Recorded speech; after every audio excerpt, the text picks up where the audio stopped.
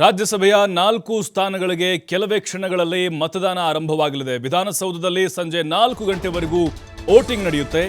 ರಾಜ್ಯಸಭಾ ರಣಕಣ ರಂಗೇರಿದೆ. 4 ಸ್ಥಾನಗಳು, 5 ಜನ ಅಭ್ಯರ್ಥಿಗಳಿದ್ದಾರೆ. 4 ಗಂಟೆವರೆಗೂ ವೋಟಿಂಗ್ ನಡೆಯುತ್ತೆ. 5 ಗಂಟೆಗೆ ಕೌಂಟಿಂಗ್ ಶುರುವಾಗುತ್ತೆ. ನೋಡಿ, 4 ಸ್ಥಾನಗಳಿದ್ದಾವೆ. ಆಯ್ಕೆ ಆಗುವುದು 4 ಜನ, ಆದರೆ 5 ಜನ ಅಭ್ಯರ್ಥಿಗಳಿದ್ದಾರೆ. ಕಾಂಗ್ರೆಸ್ನಿಂದ ಡಾಕ್ಟರ್ ಸೈಯದ್ ನಾಸಿರ್ ಹುಸೇನ್ ಇದ್ದಾರೆ. ಜೊತೆಗೆ ಜಿಸಿ ಚಂದ್ರಶೇಖರ್, ಅಜಯ್ ಮಖೇನ್ ಸ್ಪರ್ಧೆಗಿಳಿದಿದ್ದಾರೆ. ಮತ್ತೊಮ್ಮೆ ಬಿಜೆಪಿಯಿಂದ ನಾರಾಯಣ್ ಸಾ ಬಾಂಡ್ಗೆ ಸ್ಪರ್ಧೆ ಮಾಡ್ತಾ ಇದ್ದಾರೆ. ಮೈತ್ರಿ ಪಕ್ಷದಿಂದ ಅಂದರೆ ಎನ್ಡಿಎ ಅಭ್ಯರ್ಥಿಯಾಗಿ ಕುಪೇಂದ್ರ ರೆಡ್ಡಿ, ಜೆಡಿಎಸ್ನ ಕುಪೇಂದ್ರ ರೆಡ್ಡಿ ಕಣದಲ್ಲಿದ್ದಾರೆ. ಅಡ್ಡ ಮತದಾನದ ಭೀತಿ ಇದೆ ಕಾಂಗ್ರೆಸ್ನವ್ರಿಗೆ. ಹಾಗಾದ್ರೆ ಯಾರಿಗೆ ಜಯದ ಮಾಲೆ ಅನ್ನೋದು ಕುತೂಹಲ ಇದೆ. ಅನಿರೀಕ್ಷಿತವಾಗಿ ಏನಾದರೂ ಆಗ್ಬೋದಾ, ಪವಾಡ ಏನಾದರೂ ನಡೆದು ಬಿಡ್ಬೋದಾ ಅಂತೇಳಿ ಕಾಯ್ತಾ ಇದ್ದಾರೆ ಮೈತ್ರಿ ನಾಯಕರು. ಕುಪೇಂದ್ರ ರೆಡ್ಡಿ ಗೆಲ್ಬೋದಾ ಅಂತೇಳಿ ಸಾಧ್ಯತೆಗಳು ಕಡಿಮೆ ಇದೆ, ಹೇಳೋಕ್ಕಾಗಲ್ಲ. ಏನೇನು ಮಾತುಕತೆಗಳು ಯಾರ್ಯಾರ ಮಧ್ಯೆ ಆಗಿದೆಯೋ ಅಂತೇಳಿ. 4 ಸ್ಥಾನಗಳಿಗೆ ನಡೀತಾ ಇರುವಂತಹ ಒಂದು ಮತದಾನ. ಈಗಾಗಲೇ ಅಧಿಕಾರಿಗಳು ಬಂದಿದ್ದಾರೆ, ಸಿಬ್ಬಂದಿಗಳು ರೆಡಿ ಇದ್ದಾರೆ. ಶಾಸಕರು ಇನ್ನೇನು ಕೆಲವೇ ಕ್ಷಣಗಳಲ್ಲಿ ರೆಸಾರ್ಟ್ನಿಂದ, ಹಿಲ್ಟನ್ ರೆಸಾರ್ಟ್ನಿಂದ ಬಸ್ ಮೂಲಕ ವಿಧಾನಸೌಧಕ್ಕೆ ನೇರವಾಗಿ ಬರ್ತಾರೆ. 106ನೇ ಕೊಠಡಿ ವಿಧಾನಸೌಧದ ಮೊದಲ ಮಹಡಿಯಲ್ಲಿ ಈ ಮತದಾನ ಪ್ರಕ್ರಿಯೆ ನಡೆಯಲಿದೆ. 5 ಜನ ಅಭ್ಯರ್ಥಿಗಳು ಕಣದಲ್ಲಿದ್ದಾರೆ. 5ನೇ ಅಭ್ಯರ್ಥಿಯಾಗಿ ಕುಪೇಂದ್ರ ರೆಡ್ಡಿ ಇದ್ದಾರೆ. ಹಾಗಾಗಿನೇ ಕುತೂಹಲಕ್ಕೂ ಎಡೆ ಮಾಡಿಕೊಡ್ತಾ ಇದೆ ಅಭ್ಯರ್ಥಿಯನ್ನು ಹಾಕಿರೋದು. ಬಟ್ ಈಗ ನಾರಾಯಣ್ ಸಾ ಬಾಂಡ್ಗೆಯವರು ಬಹಳ ಈಸಿಯಾಗಿ ಚುನಾವಣೆಯಲ್ಲಿ ಗೆದ್ದು ಬಿಡ್ತಾರೆ. 45 ಮತಗಳು ಅವರಿಗೆ ಸಲೀಸಾಗಿ ಬಂದ್ಬಿಡುತ್ತೆ. ಅಂದರೆ ಕುಪೇಂದ್ರ ರೆಡ್ಡಿದೇ ಲೆಕ್ಕಾಚಾರ ಈಗ ಒಂಥರ ಅನಿರೀಕ್ಷಿತವಾಗಿ ಏನಾದರೂ ಆಗಬಹುದಾ ಅಂತ. ನೋಡಿ, ನಾವು ನೋಡ್ತಾ ಇದ್ದೀವಿ ನಾರಾಯಣ್ ಸಾ ಬಾಂಡ್ಗೆ ಅವರು ಈಗ ಮತದಾನ ಮಾಡಲಿಕ್ಕೆ ಅಂಥೇಳಿ ಬಂದಿದ್ದಾರೆ. ಅವರು BJP ಅಭ್ಯರ್ಥಿಯಾಗಿ ಕಣದಲ್ಲಿದ್ದಾರೆ. ಮತದಾನದ ಪ್ರಕ್ರಿಯೆಗಳು ಕೂಡ ಈಗಾಗಲೇ ಅವರವರ ಪಕ್ಷದ ಶಾಸಕರಿಗೆ ಅಣುಕು ವೋಟಿಂಗನ್ನು ಕೂಡ ಮಾಡಲಾಗಿದೆ, ತರಬೇತಿ ಕೊಡಲಾಗಿದೆ. ಇವರೇ ನೋಡಿ BJP ಅಭ್ಯರ್ಥಿ, ಸಂಘ ಪರಿವಾರದ ಹಿನ್ನೆಲೆ ಉಳ್ಳಂತಹ ನಾರಾಯಣ್ ಸಾ ಬಾಂಡ್ಗೆ ಅವರು. ನೋಡಿ, ಅವರು ಮೊದಲು ಬಂದಿದ್ದಾರೆ ಅಂತ ಅನ್ನಿಸ್ತಾ ಇದೆ.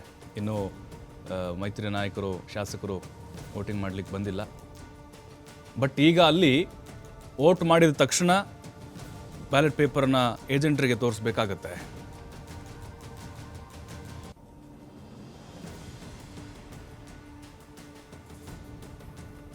ಈಗ ಚುನಾವಣೆ ಮೇಲುಸ್ತುವಾರಿಯನ್ನ ಹೊತ್ಕೊಂಡಿರುವಂತಹ ವಿಶಾಲಾಕ್ಷಿ ಅವ್ರ ಜೊತೆಗೆ ನಮ್ಮ ಪ್ರತಿನಿಧಿ LN ಸ್ವಾಮಿ ಒಂದು ಚಿಟ್ಚಾಟ್ ಮಾಡಿದ್ದಾರೆ, ನೋಡೋಣ. ರಾಜ್ಯಸಭಾ ಚುನಾವಣೆಗೆ ಕ್ಷಣಗಣನೆ ಶುರುವಾಗಿದೆ. ಎಲ್ಲ ಸಿದ್ಧತೆಗಳನ್ನು ಕೂಡ ಮಾಡಲಾಗ್ತದೆ. ವಿಧಾನಸೌಧದ 106 ಕೊಠಡಿಯಲ್ಲಿ ರಾಜ್ಯಸಭಾ ಚುನಾವಣೆಗೆ ಸಂಬಂಧಪಟ್ಟಂತೆ ಎಲ್ಲ ವ್ಯವಸ್ಥೆ ಕೂಡ ಮಾಡಲಾಗ್ತದೆ. ಈ ಬಗ್ಗೆ ಮಾತನಾಡಲಿಕ್ಕೆ ಚುನಾವಣಾ ಅಧಿಕಾರಿಯಾದಂತಹ ವಿಶಾಲಾಕ್ಷಿ ಮೇಡಮ್ ಕೂಡ ನಮ್ಮ ಜೊತೆ ಇದ್ದಾರೆ. ಮೇಡಮ್ ನಮಸ್ತೆ. ಇವತ್ತು ರಾಜ್ಯಸಭೆ ಚುನಾವಣೆ ಕ್ಷಣಗಣನೆ ಶುರುವಾಗಿದೆ, ಹೇಗಿದೆ ಯಾವ ವಿಷಯ? ಇಂದು ರಾಜ್ಯಸಭಾ ಚುನಾವಣೆಗೆ ನಮ್ಮ ಆಯೋಗದ ಒಂದು ಪ್ಲಾನ್ ಪ್ರಕಾರ ನಾವು ಪೀಠೋಪಕರಣ ಎಲ್ಲ ವ್ಯವಸ್ಥೆ ಮಾಡಿದ್ದೀವಿ. ಎಂಟ್ರಿ ಒಂದು ಕಡೆ ಇರುತ್ತೆ, ಎಕ್ಸಿಟಿವ್ ಒಂದು ಕಡೆ ಇರುತ್ತೆ. ಅದು ಒಂದು ಸುತ್ತು ಬರೋ ಥರ ನಾವು ಯಾವುದೇ ಕ್ರಿಸ್ ಕ್ರಾಸ್ ಆಗಬಾರ್ದು ಅಂತ ಹೇಳ್ತಾರೆ. ಒಬ್ಬ ಮತದಾರ ಒಳಗಡೆ ಬಂದರೆ ಅವನು ಆ ಕಡೆ ಹೋಗದೇ ಇರೋ ರೀತಿಯಲ್ಲಿ ಒಂದು ಲೇಔಟ್ ಮಾಡಬೇಕು. ಆ ರೀತಿ ಮಾಡಿದ್ದೀವಿ. ಮತ್ತು ಇದು ಓಪನ್ ಬ್ಯಾಲೆಟ್ ಇರೋದ್ರಿಂದ ಆಯಾ ಪಕ್ಷದ ಆಥರೈಸ್ಡ್ ಏಜೆಂಟ್ಗೆ ಮತದಾರ ತನ್ನ ಮತವನ್ನು ತೋರಿಸ್ಬೇಕು. ಸೊ ಅದನ್ನು ತೋರಿಸೋದಕ್ಕೆ ಅವರು ಬೇರೆ ಪಕ್ಷದ ಆಥರೈಸ್ಡ್ ಏಜೆಂಟ್ಗೆ ತೋರಿಸೋಂಗಿಲ್ಲ. ಅದಕ್ಕೆ ನಾವು ಕಂಪಾರ್ಟ್ಮೆಂಟ್ಸ್ ಮಾಡಿದ್ದೀವಿ. ಸೊ ಅವರು ಆಯಾ ಪಕ್ಷದ ಏಜೆಂಟ್ಗೆ ತೋರಿಸಿ ಇಲ್ಲಿ ಬಂದು ಮತ ಹಾಕಿಬಿಟ್ಟು ಹೀಗೆ ಹೋಗಬೇಕು. ಸೊ ಆ ರೀತಿ ಎಲ್ಲ ವ್ಯವಸ್ಥೆ ಮಾಡ್ಕೊಂಡಿದೆ. ಬರುವಂತಹ ಮತದಾರ ಮಾಡೋ ಪ್ರೊಸೀಜರ್ ಹೇಗಿರುತ್ತೆ ಮೇಡಮ್? ಅವ್ರು ಯಾವ ರೀತಿ ವೋಟ್ ಮಾಡಬೇಕು? ಅಲ್ಲ, ಅಂದರೆ ಅವರು ಬಂದ ತಕ್ಷಣ ಮತಪತ್ರ ತಗೊಂಡು ಪ್ರಾಶಸ್ತ್ಯ ಹಾಕಬೇಕು. ಪ್ರಾಶಸ್ತ್ಯ ಬಂದು ಅದು 1, 2, 3 ಅಂತ ಇರುತ್ತೆ. ಕನ್ನಡ ಅಂಕಿನಲ್ಲರೂ ಹಾಕ್ಬೋದು, ಇಂಗ್ಲೀಷ್ ಅಂಕಿಯಲ್ಲಿ ಹಾಕ್ಬೋದು, ಇಲ್ಲ ರೋಮನ್ ಅಂಕಿಗಳಲ್ಲಿ ಹಾಕ್ಬೋದು. ಆದರೆ ಪ್ರಾಶಸ್ತ್ಯ 1 ಹಾಕಲೇಬೇಕು, ಇಲ್ಲಾಂದರೆ ಅದು ಅಸಿಂಧು ಆಗುತ್ತೆ. ಪ್ರಾಶಸ್ತ್ಯ 1 ಬಿಟ್ಬಿಟ್ಟು 2, 3 ಹಾಕಿದ್ರೂ ಅಸಿಂಧು ಆಗುತ್ತೆ. ಇಲ್ಲ ಅಕ್ಷರಗಳಲ್ಲಿ ONE 1 ಅಂತ ಆ ಥರ ಮಾಡಿದ್ರೂ ಅದು ಅಸಿಂಧು ಆಗುತ್ತೆ. ಮತ್ತು ಅವರು ಆಯಾ ಪಕ್ಷದ ಏಜೆಂಟ್ಗೆ ಅವರು ಮತಪತ್ರ ತೋರಿಸಲಿಲ್ಲ, ಬೇರೆ ಪಕ್ಷದವ್ರಿಗೆ ತೋರಿಸಿದ್ರು ಅಸಿಂಧು ಆಗುತ್ತೆ. ಅದು ಒಂದು ವೇಳೆ ಗೈರಾದಂಥ ಸಂದರ್ಭದಲ್ಲಿ ಆದರೆ ಅಂದರೆ ಇದು ಎಷ್ಟು ಮತಗಳು ಚಲಾವಣೆ ಆಗಿರುತ್ತೆ ಅದ್ರ ಮೇಲೆ ಕೋಟಾ ಅವಲಂಬಿತ ಆಗಿರುತ್ತೆ. ಅದ್ರ ಮೇಲೆ ಇದು ಕೋಟಾ ಎಷ್ಟು ರೀಚ್ ಆಗಿರ್ತಾರೋ ಅವ್ರು ಗೆಲ್ತಾರೆ. ನೀವು ಆಬ್ಸೆಂಟ್ ಆದರೆ ಮತಗಳ ಸಿಂಧು ಆದರೆ ಅವಾಗ ಕೋಟಾದಲ್ಲೂ ವೇರಿ ಆಗುತ್ತೆ. ಸೊ ಅದು ಕೌಂಟಿಂಗ್ ಸ್ಟಾರ್ಟ್ ಆದಾಗ ಗೊತ್ತಾಗುತ್ತೆ. ಹೌದು, ಅದೇ ಎಲೆಕ್ಷನ್ ಕಮಿಷನ್ ಅವ್ರು ಕೊಟ್ಟಿರ್ತಾರೆ, ಅದೇ ಬಣ್ಣದ ಪೆನ್ನಲ್ಲೇ ಹಾಕಬೇಕು. ನಾವು ಅದಕ್ಕೆ ಮೊಬೈಲು, ಪೆನ್ನು ಎಲ್ಲನೂ ನಾವು ಇಲ್ಲಿ ಹೊರಗಡೆ ಇಡೋದಕ್ಕೆ ವ್ಯವಸ್ಥೆ ಮಾಡಿದ್ದೀವಿ. ಎಸ್, ಇದಿಷ್ಟು ವಿಶಾಲಾಕ್ಷಿ ಅವರ ಒಂದು ಮಾತಾಗಿತ್ತು. ಅಂದರೆ ರಾಜ್ಯಸಭಾ ಚುನಾವಣೆಗೆ ಏನೆಲ್ಲ ವ್ಯವಸ್ಥೆ ಮಾಡಲಾಗ್ತದೆ, ಸಿದ್ಧತೆಗಳನ್ನು ಕೂಡ ಮಾಡಲಾಗ್ತಾ ಇದೆ ಅನ್ನೋದು ಕೂಡ ಅವರ ಒಂದು ಮಾತಾಗಿತ್ತು. ಕ್ಯಾಮ್ರಾ ಪರ್ಸನ್ ಚಂದ್ರು ಜೊತೆ ಹೆಲೆನ್ ಸ್ವಾಮಿ, T5 ಬೆಂಗಳೂರು. ನೋಡಿ, ಈಗ ರಾಜ್ಯಸಭೆ ದಂಗಲ್ನ ಕಾವು ಹೆಚ್ಚಾಗ್ತಾ ಇದೆ. ಬಟ್ ಈಗ ನೋಡ್ತಾ ಹೋಗೋಣ, ಹಾಗಾದರೆ ಈ ನಂಬರ್ ಗೇಮ್ ಅನ್ನೋದು ಯಾವ ರೀತಿ ಇಂಪಾರ್ಟೆಂಟ್ ಆಗುತ್ತೆ, ಎಷ್ಟು ಮತಗಳು ಬೇಕಾಗುತ್ತೆ, ಅಲ್ಲಿ ಮತಗಳ ಕೊರತೆ ಯಾರಿಗೂ ಉಂಟಾಗುತ್ತೆ, ಮೊದಲ ಪ್ರಾಶಸ್ತ್ಯದ ಮತಗಳು ಎಷ್ಟು ಅವಶ್ಯಕ ಮತ್ತು ಯಾವ ರೀತಿ ಅಸಿಂಧು ಆಗುತ್ತೆ ವೋಟ್ಗಳು ಅನ್ನೋದನ್ನು ನೋಡ್ತಾ ಹೋಗೋಣ. ನೋಡೀಗ ಇವರಿಬ್ಬರು ಅಭ್ಯರ್ಥಿಗಳು ನಾರಾಯಣ್ ಸಾಬ್ ಬಾಂಡ್ಗೆ, ಕುಪೇಂದ್ರ ರೆಡ್ಡಿ ಮೈತ್ರಿ ಪಕ್ಷದಿಂದ ಕಣಕ್ಕಿಳಿದಿದ್ದಾರೆ. ಇಬ್ಬರು ಅಭ್ಯರ್ಥಿಗಳು ನಾರಾಯಣ್ ಸಾಬ್ ಬಾಂಡ್ಗೆ ಮೊದಲು ಅವರು MLC ಆಗಿದ್ದರು, ಬಿಜೆಪಿಯಿಂದ ಸಂಘ ಪರಿವಾರದ ಹಿನ್ನೆಲೆಯಿಂದ ಬಂದಂಥವರು. ನಿರಂತರವಾಗಿ ಅವರು ಪಕ್ಷದ ನಿಷ್ಠಾವಂತ ಕಾರ್ಯಕರ್ತರ ಗುರುತಿಸಿಕೊಂಡಿದ್ದಾರೆ. ಕುಪೇಂದ್ರ ರೆಡ್ಡಿ JDSನಲ್ಲಿದ್ದಂಥವ್ರು, ಈ ಹಿಂದೆ ರಾಜ್ಯಸಭಾ ಸದಸ್ಯರು ಕೂಡ ಆಗಿದ್ದರು. ಅವರು ಈ ಹಿಂದೆ ಸಲೀಸಾಗಿ ಗೆದ್ದಿದ್ರು, ಆದರೆ ಈ ಬಾರಿ ಸ್ವಲ್ಪ ಕಷ್ಟದಾಯಕ ಏನೋ ಸರ್ಕಸ್ ಮಾಡಿದ್ದಾರೆ. ನೋಡಬೇಕಾದ ಯಾವ ರೀತಿ ವರ್ಕೌಟ್ ಆಗುತ್ತೆ ಅಂತೇಳಿ. ಈಗ ಅವ್ರಿಗೆ 5 ಮತಗಳ ಕೊರತೆ ಉಂಟಾಗುತ್ತೆ. ಇಲ್ಲಿ ಸಂಖ್ಯಾಬಲವನ್ನು ಕೂಡ ನಾವು ಗಮನಿಸಲೇಬೇಕಾಗುತ್ತೆ. 223 ಓವರಾಲ್ ಶಾಸಕರ ಸಂಖ್ಯೆಯನ್ನು ನಾವು ನೋಡೋದು. ವಿಜೇಂದ್ರ ಬಂದಿದ್ದಾರೆ ನೋಡಿ, ವಿಜೇಂದ್ರ ಅವರು ಕೂಡ ಈಗಾಗಲೇ ಕೊಠಡಿ ಸಂಖ್ಯೆ 106ಕ್ಕೆ ಬಂದಿದ್ದಾರೆ ಮತದಾನ ಪ್ರಕ್ರಿಯೆಯಲ್ಲಿ ಪಾಲ್ಗೊಳ್ಳಲಿಕ್ಕೆ. ಈಗ ಅಜಯ್ ಮಾಕೆನ್ ಆಗಿರ್ಬೋದು, ಡಾಕ್ಟರ್ ನಾಸಿರ್ ಹುಸೇನು, GC ಚಂದ್ರಶೇಖರ್ ಮೂವರು ಈಗ ಕಾಂಗ್ರೆಸ್ ಪಕ್ಷದಿಂದ ಕಣಕ್ಕಿಳಿದಿದ್ದಾರೆ. ಇವರು ಆಲ್ರೆಡಿ ರಾಜ್ಯಸಭಾ ಸದಸ್ಯರಾದಂಥವ್ರು, ಸೈಯದ್ ನಾಸಿರ್ ಹುಸೇನು, GC ಚಂದ್ರಶೇಖರು, ಮಾಕೇನು. ಬಟ್ ಈಗ 3 ಜನರು ನಿರಾಯಾಸವಾಗಿ ಗೆಲ್ತಾರೆ. ಮತ್ತಷ್ಟು ಮಾಹಿತಿ ರಾಕೇಶ್ ನೀಡ್ತಾರೆ ನೇರ ಸಂಪರ್ಕದಲ್ಲಿ. ರಾಕೇಶ್, ಈಗ ರಾಜ್ಯಸಭೆ ರಣಕಣ ಯಾವ ರೀತಿ ಕಾವೇರ್ತಾ ಇದೆ, ನಂಬರ್ ಗೇಮ್ ಏನು ಹೇಳುತ್ತೆ, ಪ್ರಾಶಸ್ತ್ಯದ ಮತಗಳು, ಓವರಾಲ್ ಚುನಾವಣಾ ಪ್ರಕ್ರಿಯೆ ಹೇಗಿರುತ್ತೆ, ಶಾಸಕರು ಬರ್ತಾ ಇದ್ದಾರೆ ಸದ್ಯಕ್ಕೆ?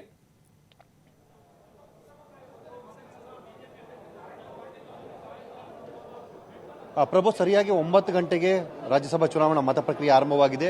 ಬಿಜೆಪಿಯ ಶಾಸಕರುಗಳಾದ ಸುನಿಲ್ ಕುಮಾರ್ ಮತ್ತು ಸುರೇಶ್ ಕುಮಾರ್ ಅವರು ಇಬ್ಬರು ಮೊದಲನೇದಾಗಿ ಮತ ಚಲಾವಣೆಯನ್ನು ಮಾಡಿದ್ದಾರೆ. ಇನ್ನೇನು ಕೆಲವೇ ಕ್ಷಣಗಳಲ್ಲಿ ಉಳಿದಂತಹ ಪ್ರಮುಖ ನಾಯಕರೆಲ್ಲರೂ ಕೂಡ ಮತದಾನಕ್ಕೆ ಪ್ರಕ್ರಿಯೆಯಲ್ಲಿ ಭಾಗವಹಿಸಲಿದ್ದಾರೆ. ತಾವೀಗ ನೋಡಬಹುದು, ನನ್ನ ಹಿಂಭಾಗದಲ್ಲಿ ಅಂದರೆ ಚುನಾವಣಾ ಪ್ರಕ್ರಿಯೆ ಆರಂಭವಾಗಿದೆ ಮತ್ತು ಅದಕ್ಕೆ ಸಂಬಂಧಪಟ್ಟ ಹಾಗೆ ಪೊಲೀಸ್ ಬಂದೋಬಸ್ತು ಮತ್ತು ತಯಾರಿಯ ವಿಭಾಗಗಳನ್ನು ಇದ್ದೀರಾ. ಈಗಾಗಲೇ 3 ಪಕ್ಷಗಳ ಅಭ್ಯರ್ಥಿಗಳು ಕೂಡ ಮತದಾನ ಪ್ರಕ್ರಿಯೆ ಬಗ್ಗೆ ತಮ್ಮ ವಿಶ್ವಾಸವನ್ನು ವ್ಯಕ್ತಪಡಿಸುತ್ತಿದ್ದಾರೆ. ಹಾಗೆ ತಮ್ಮ ಪಕ್ಷದವರು ತಮಗೆ ಮತವನ್ನು ಹಾಕ್ತಾರೆ, ಗೆಲುವಿನ ವಿಶ್ವಾಸ ತಮಗಿದೆ ಅನ್ನುವಂಥ ಮಾತನ್ನು ಹೇಳಿದ್ದಾರೆ. ಕೆಲವೇ ಕ್ಷಣಗಳ ಹಿಂದಷ್ಟೇ ಮಾತಾಡಿದಂತಹ ಮೈತ್ರಿ ಪಕ್ಷದ ಅಭ್ಯರ್ಥಿಯಾದಂತಹ ಕುಪೇಂದ್ರ ರೆಡ್ಡಿ ಅವರು ಕೂಡ ಈ ವಿಚಾರವಾಗಿ ಮಾತುಕತೆಯನ್ನು ಮಾಡಿದ್ದು, ಅವರು ಎಲ್ಲ ಪಕ್ಷಗಳ ಮತವು ಅಂದರೆ ನನ್ನ ವಿಶ್ವಾಸದ ಪರವಿದೆ, ನಮ್ಮ ಪಕ್ಷದವರು ನನಗೆ ಮತವನ್ನು ಹಾಕ್ತಾರೆ, ಹಾಗೆ ಅಡ್ಡ ಮತದಾನದ ಸಾಧ್ಯತೆಗಳು ಕೂಡ ಇದೆ, ಅದನ್ನು ನೋಡಬೇಕು ಅನ್ನುವಂಥ ಮಾತನ್ನು ಹೇಳ್ಕೊಂಡಿದ್ದಾರೆ. ಹೀಗೆ ಪ್ರತಿ ಅಭ್ಯರ್ಥಿಯೂ ಕೂಡ ತಮ್ಮ ಪಕ್ಷ ಮತ್ತು ತಾವು ನೆಚ್ಚಿದವರು ತಮ್ಮ ಬೆಂಬಲಕ್ಕೆ ನಿಲ್ತಾರೆ, ತಮ್ಮ ಗೆಲುವಿಗೆ ಸಹಕಾರಿಯಾಗ್ತಾರೆ ಅನ್ನುವಂಥ ಮಾತನ್ನು ಹೇಳ್ಕೊಂಡಿದ್ದಾರೆ. ಮತ್ತೊಂದು ಕಡೆ JDSನ ರಾಜ್ಯಾಧ್ಯಕ್ಷರು ಹಾಗೆ ಮಾಜಿ ಮುಖ್ಯಮಂತ್ರಿಗಳಂತಹ ಕುಮಾರಸ್ವಾಮಿ ಹಾಗೆ ಬಿಜೆಪಿ ರಾಜ್ಯಾಧ್ಯಕ್ಷರಾದಂತಹ ವಿಜೇಂದ್ರ ಅವರು ಕೆಲವೇ ಕ್ಷಣಗಳ ಹಿಂದಷ್ಟೇ ವಿಧಾನಸೌಧಕ್ಕೆ ಬಂದಿದ್ದಾರೆ. ಮತದಾನ ಪ್ರಕ್ರಿಯೆಯಲ್ಲಿ ಅವರು ಕೂಡ ಭಾಗವಹಿಸಲಿದ್ದಾರೆ. ಅದಕ್ಕೂ ಮೊದಲು ಕಚೇರಿಯಲ್ಲಿ ಅವರೀಗ ಸಭೆಯನ್ನು ಮಾಡಲಿದ್ದಾರೆ. ಆ ಸಭೆಯಲ್ಲಿ ಭಾಗವಹಿಸಿದಂತಹ ಬಳಿಕ ಅವರು ಮತದಾನ ಪ್ರಕ್ರಿಯೆಯಲ್ಲಿ ಹೋಗ್ತಾ ಇದ್ದಾರೆ. ಅಂದರೆ ಒಟ್ಟಾರೆ ಇವತ್ತಿನ ಈ ಒಂದು ಮತದಾನ ಪ್ರಕ್ರಿಯೆಯ ವಿಚಾರದಲ್ಲಿ ಇದುವರೆಗೆ 3 ಶಾಸಕರು ಮತದಾನವನ್ನು ಮಾಡಿದ್ದಾರೆ. ಉಳಿದವರು ಕೂಡ ಮತಚಲಾವಣೆಗೆ ಸಿದ್ಧತೆಗಳನ್ನು ಮಾಡಿಕೊಂಡಿದ್ದಾರೆ. 3 ಪಕ್ಷದವರು ಕೂಡ ತಮ್ಮದೇ ಆದಂತಹ ವಿಶ್ವಾಸವನ್ನು ವ್ಯಕ್ತಪಡಿಸಿಕೊಂಡು ತಮ್ಮ ಅಭ್ಯರ್ಥಿಗಳ ಗೆಲುವಿನಲ್ಲಿ ಪಾತ್ರವಹಿಸುತ್ತಾರೆ ನಮ್ಮ ಶಾಸಕರು ಅನ್ನುವಂತಹ ವಿಶ್ವಾಸದ ಮಾತುಗಳನ್ನು ಹೇಳ್ತಿದ್ದಾರೆ. ಪ್ರಭು, ಅಂದರೆ ರಾಕೇಶ್, ಈಗ ಕುಪೇಂದ್ರ ರೆಡ್ಡಿ ಅಂದರೆ ಯಾವ ನಂಬಿಕೆಯಲ್ಲಿ ವಿಶ್ವಾಸದಲ್ಲಿದ್ದಾರೆ? ಯಾಕಂದರೆ ಅವರಿಗೆ 5 ಮತಗಳ ಕೊರತೆ ಉಂಟಾಗುತ್ತೆ. ಜನಾರ್ದನ್ ರೆಡ್ಡಿ ಬಿಜೆಪಿ ಪರವಾಗಿ ವೋಟ್ ಮಾಡಿದ್ರು ಕೂಡ 4 ಅಂತರೂ ಬೇಕೇ ಬೇಕಾಗುತ್ತೆ. ಅಂದರೆ ಯಾವ ತಂತ್ರಗಾರಿಕೆಯನ್ನು ಹೆಣೆದಿದ್ದಾರೆ? ಕೊನೆ ಕ್ಷಣದಲ್ಲಿ ಏನಾದರೂ ಅಚ್ಚರಿ ಆಗ್ಬೋದು, ಅನಿರೀಕ್ಷಿತ ಬದಲಾವಣೆಗಳಾಗ್ಬೋದಾ? ಹೇಗೆ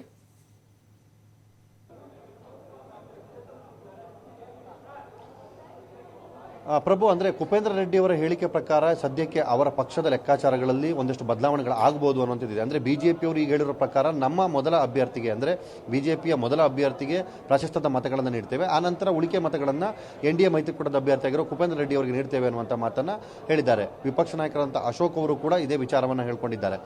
ಸೊ ಕುಪೇಂದ್ರ ರೆಡ್ಡಿ ವೈಯಕ್ತಿಕವಾಗಿ ತಮ್ಮ ವಿಶ್ವಾಸವನ್ನು ವ್ಯಕ್ತಪಡಿಸೋದೇನು ಅಂತಂದರೆ, ಈಗಾಗಲೇ ನಾನು ನನ್ನ ಗೆಲುವಿಗೆ ಬೇಕಾಗಿರುವಂಥ ಕಾರ್ಯತಂತ್ರಗಳನ್ನು ರೂಪಿಸಿದ್ದೇನೆ. ಹಾಗೆ ನಮ್ಮ ಪಕ್ಷದ ನಾಯಕರಾಗಿರುವಂತಹ ಕುಮಾರಸ್ವಾಮಿ ಅವರು ಕೂಡ ಇದಕ್ಕೆ ಸಂಬಂಧಪಟ್ಟ ಹಾಗೆ ಕಾಂಗ್ರೆಸ್ ಮತ್ತು ಪಕ್ಷೇತರ ಅಭ್ಯರ್ಥಿಗಳ ಜೊತೆ ಮಾತುಕತೆಯನ್ನು ಮಾಡಿದ್ದಾರೆ. ಅವರು ಕೂಡ ನನಗೆ ವಿಶ್ವಾಸವನ್ನು ತುಂಬಿದ್ದಾರೆ. ಗೆಲುವಿಗೆ ಯಾವುದೇ ರೀತಿಯಾದಂಥ ಸಮಸ್ಯೆ ಆಗೋದಿಲ್ಲ, ಅದಕ್ಕೆ ಬೇಕಾದಂಥ ಕಾರ್ಯತಂತ್ರಗಳನ್ನು ನಾನು ರೂಪಿಸಿದ್ದೇನೆ ಅನ್ನುವಂಥ ಮಾತನ್ನು ಹೇಳಿದ್ದಾರೆ.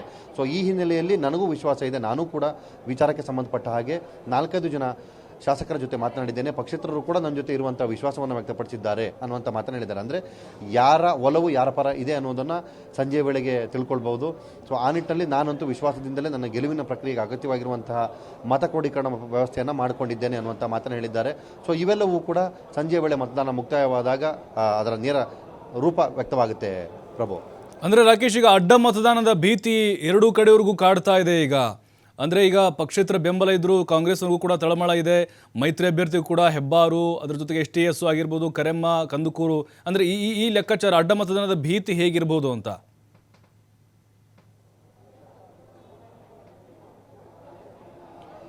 ಪ್ರಭು, 3 ಪಕ್ಷಗಳಿಗೂ ಅಡ್ಡ ಮತದಾನದ ಭೀತಿ ಹೆಚ್ಚಾಗಿದೆ. ಅಂದರೆ ಒಂದು, ವೈಯಕ್ತಿಕವಾಗಿ ಪಕ್ಷದ ವಿಪ್ಪನ್ನು ಅನುಸರಿಸಿಕೊಂಡು ಹೋದರೂ ಕೂಡ 2ನೇ ಪ್ರಶಸ್ತದ ಮತ ಚಲಾವಣೆಯ ಸಂದರ್ಭದಲ್ಲಿ ಅದನ್ನು ಬದಲಾಯಿಸುವಂಥ ಸಾಧ್ಯತೆಗಳಿದೆ ಅನ್ನುವಂಥ ಮಾತಿದೆ. ಅಂದರೆ ಮೊದಲ ಪ್ರಶಸ್ತವನ್ನು ಅವರ ಪಕ್ಷದ ಅಭ್ಯರ್ಥಿಗಳಿಗೆ ಕೊಡ್ಬೋದು, ಹಾಗೆ 2ನೇ ಪ್ರಶಸ್ತದ ಮತ ವಿಚಾರದಲ್ಲಿ ಅದನ್ನು ಅವರು ಬೇರೆಯವರಿಗೆ ಚಲಾವಣೆ ಮಾಡಬಹುದು ಅನ್ನುವಂಥ ಆತಂಕ ಇದೆ. ಆದರೂ ಕೂಡ ಆತ್ಮವಿಶ್ವಾಸಕ್ಕೆ ಹಾಗೆ ಪಕ್ಷ ನಿಷ್ಠೆಗೆ ಬೆಲೆ ಕೊಡಬೇಕು ಅನ್ನುವಂಥ ಮಾತನ್ನು 3 ಪಕ್ಷದವರು ಹೇಳ್ಕೊಂಡಿದ್ದಾರೆ.